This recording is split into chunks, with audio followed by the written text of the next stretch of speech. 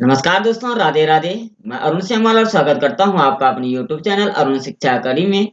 दोस्तों, जैसे कि आप थंबनेल देख रहे हैं कि आज हम रामायण के बारे में ऐसे सत्य आपको बताने वाले हैं जो शायद आपने कभी नहीं सुना होगा। रामायण के बारे में कुछ सीक्रेट आपके लिए बताने वाले हैं। इसमें हम उन विषय पर चर्चा करने वाले हैं। जानिए वनवास के दौरान राम कहाँ-कहाँ गए थे और उस स्थान को इस समय किस नाम से जाना जाता है। ठीक है, इससे पहले चैनल पर नए हैं प्लीज चैनल सब्सक्राइब जरूर करें, प्यारा सा कमेंट करते हुए सेशन में आगे बढ़ते हैं। सबसे पहला आता है सिंगरौर। इसमें जो वनवास का पहला पड़ाव था सिंगरौर में, ये वर्तमान समय में कहाँ है? इलाहाबाद। इलाहाबाद से 35 किलोमीटर दूर है वर्तमान समय में, जहां केवट प्रसंग हुआ था और जिसका उल्लेख रामायण में भी आता है। यह नगर गंगा घाटी के तट पर स्थित था। महाभारत में इसे तीर्थ स्थल कहा जाता था। ठीक है, सिंगरौर कहाँ पड़ता है?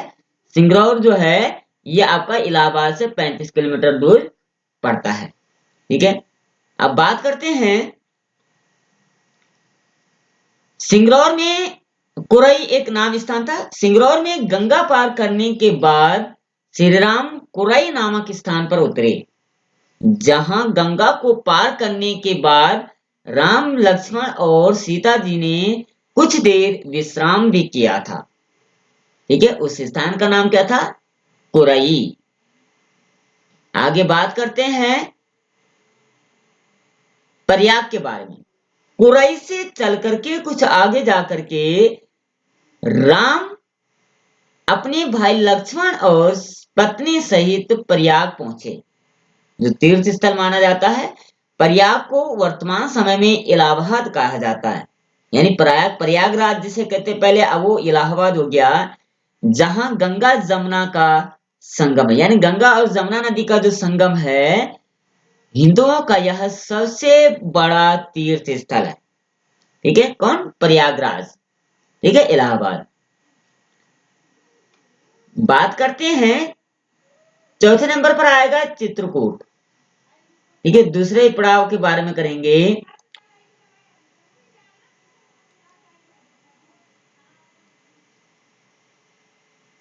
ये जो है दूसरा पड़ाव, यात्रा का दूसरा पड़ाव चित्रकूट वह स्थान है जहां राम को मनाने के लिए भरत अपनी सेना के साथ पहुंचे हैं। जब तब दशरथ का देहांत हो जाता था है। भारत यहां से राम की चरण पादुका लेकर उसे गद्दी पर रखकर, सॉरी भरत नहीं, भारत, सॉरी भारत नहीं, भरत के लिए, ठीक है, उसे गद्दी पर रख करके राज किया इन्होंने। ठीक है, कौन सा स्थान? चित्रकूट। आगे बात करते हैं सतना। यात्रा का तीसरा पड़ाव जो है अत्रि ऋषि का आश्रम, जो कि सतना मध्य प्रदेश के पास है। वहां श्री राम ने राक्षसों का वध किया, जिसका वर्णन जो है रामायण के अयोध्या कांड में मिलता है। बात करते हैं दंडकारण्य। आश्रम में कुछ दिन रुकने के बाद श्री राम ने छत्तीसगढ़ के घने जंगलों दंडकारण्य को अपना आश्रय स्थल बनाया।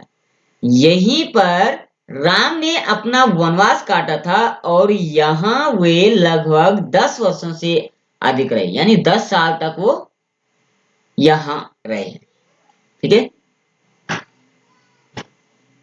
पंचवटी की बात करते हैं। यात्रा का पांचवा पड़ाव जो था वो नासिक था। नासिक में गोदावरी नदी के तट पर स्थित 5 वृक्षों का स्थान पंचवटी कहा जाता है। माना जाता है कि इन वृक्षों को राम, सीता और लक्ष्मण ने अपने हाथों से लगाया था और यहीं पर लक्ष्मण ने शूर्पणखा की नाक काटी थी। ठीक है, आगे बढ़ते हैं। सर्वतीर्थ यात्रा का जो छठा पड़ाव था नासिक था। नासिक से 56 किलोमीटर दूर सर्वतीर्थ नामक का स्थान था। यह वही जगह है जहां सीता मां का हरण हुआ और यही प्रभु श्री राम ने जटायु का अंतिम संस्कार किया था। इस तीर्थ पर लक्ष्मण रेखा भी खींची गई थी। ठीक है, इसके बाद सर्वतीर्थ है। आगे बात करते हैं सीता की खोज। यात्रा का 7वां पड़ाव सर्वतीर्थ, जहां जटायु का वध हुआ था, वह स्थान सीता की खोज का प्रथम स्थान था। उसके बाद वे तुंगभद्रा एवं कावेरी नदी के क्षेत्रों में अनेक स्थलों पर सीता की खोज करने लगे। आगे आता है केरल। यात्रा का 8वां पड़ाव जो है, सीता की खोज में जटायु और कबंध से मिलने के पश्चात राम ऋष्यमुख पर्वत पहुंचे। रास्ते में वे पंपा नदी के पास केरल सबरी आश्रम पहुंचे और यहीं उन्होंने सबरी के जूठे बेर खाए थे।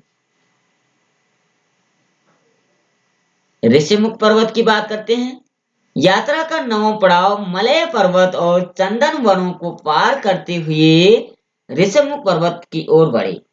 यहाँ उन्होंने हनुमान और सुग्रीव से भेंट की, सीता के आभूषणों को देखा और श्री राम ने बाली का वध किया था। किस पे? ऋष्यमुख पर्वत पे। आगे बात करते हैं कोडीकरई का। यात्रा का 10वां पड़ाव जो है, श्री राम ने पहले अपनी सेना को कोडीकरई में एकत्रित किया। सर्वेक्षण के बाद जाना कि यहाँ से समुद्र को पार नहीं किया जा सकता। तब उन्होंने रामेश्वरम की ओर कूच की थी। आगे बात करते हैं रामेश्वरम। यात्रा का 11वां पड़ाव महाकाव्य रामायण के अनुसार भगवान श्री राम ने लंका पर चढ़ाई करने से पहले यहाँ भगवान शिव की पूजा की थी। रामेश्वरम का शिवलिंग श्री राम द्वारा स्थापित शिवलिंग है। ठीक है, रामेश्वरम इसलिए प्रसिद्ध है क्योंकि उसे शिवराम ने स्थापित किया था। आगे बात करते हैं धनुषकोडी। यात्रा का यह 12वां स्थान था। राम ने वह स्थान ढूंढ निकाला जहां से आसानी से श्रीलंका पहुंचा जा सके, यानी लंका जो थी वो अब श्रीलंका है। उन्होंने नल नील के मदद से सेतु का कार्य प्रारंभ किया। धनुषकोडी ही भारत और श्रीलंका के बीच एकमात्र स्थलीय सीमा है। तो कुल मिलाकर के ये हमने संपूर्ण यात्रा का वर्णन किया। 14 स्थानों पर हमने विस्तृत वर्णन की। आशा करते हैं वीडियो आपको पसंद आई होगी और ज्ञानवर्धक भी रही होगी। वीडियो पसंद आए लाइक से सब्सक्राइब जरूर करें, अपने दोस्तों के साथ शेयर करते हुए कमेंट करना ना भूलें और सब्सक्राइब करते हुए कल फिर मिलते हैं। तब तक के लिए जय श्री कृष्णा, राधे राधे।